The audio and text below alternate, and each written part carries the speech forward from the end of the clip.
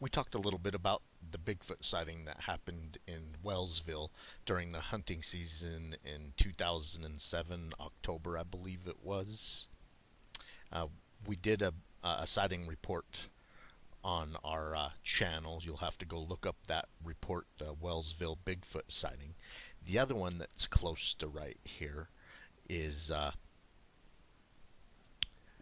gentleman submitted that report, and this is his sighting report. East of Brigham City, Utah, above a place called Upper Dock Flats.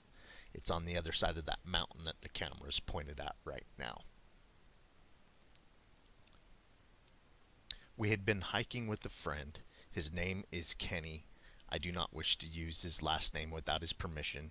We had been hiking all morning, going higher and higher through the valley, zigzagging back and forth. At one point, we went up a spine or ridge, and at the top of this spine was an old cabin.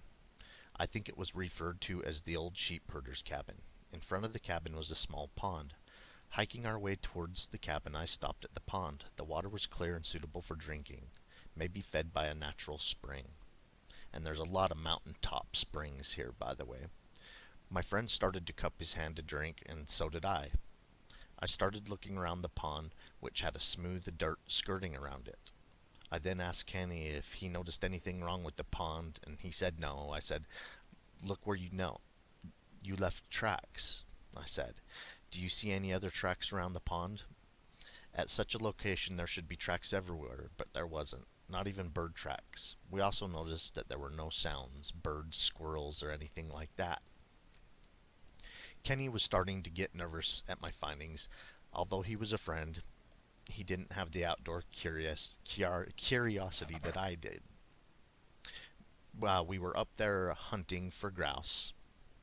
After about 15 minutes, we decided to start heading back. About halfway down the spine we had hiked up, Kenny heard grouse or sage hens in some pines and trees on the opposite side from where we were. He decided that he wanted to hunt that side on the way down to the flats. I agreed and told him to stay on the opposite of me on the other side so we knew where each other was in any case, in case we fired the shotguns. He agreed, and I took a disassembled single shot shotgun that I had in my backpack, put it together for him, gave him some shells, and told him I would stay in place till he was even with me on the other side. I sat and watched him descend to the bottom of the draw between the two spines. He was moving very slowly and quiet. When he was ready to start up the other slope, he encountered some heavy brush with thorns that he had to get through. After about 7 or 8 feet hiking through them, I could see him unsticking the branches of thorns that were catching his clothes as he made his way. I could see that he was almost out of the thorns. He leaped forward and must have hit a branch that snagged his arm. He screamed with pain. At that moment, I heard a loud crash higher up than Kenny. It sounded like a 1-ton rock was being dropped from the sky. I started scanning the area where it came from.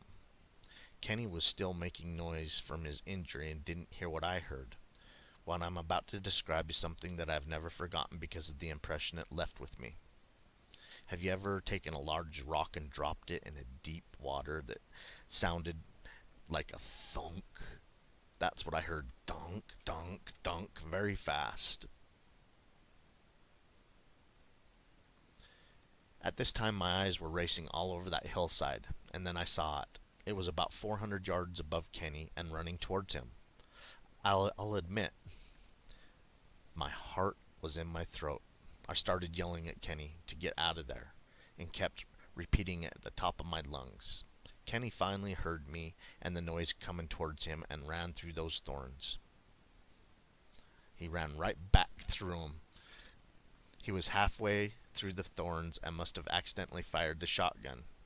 At that point, I saw it stop, and it started running the other way away from Kenny.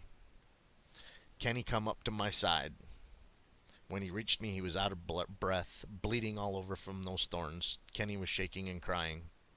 I had to keep telling him that it ran the other way when he fired the shotgun. At that time, I took the shotgun back. We all know that firearms for responsible people not those who are out of control. We made it back to our start point in record time and got the hell out of there.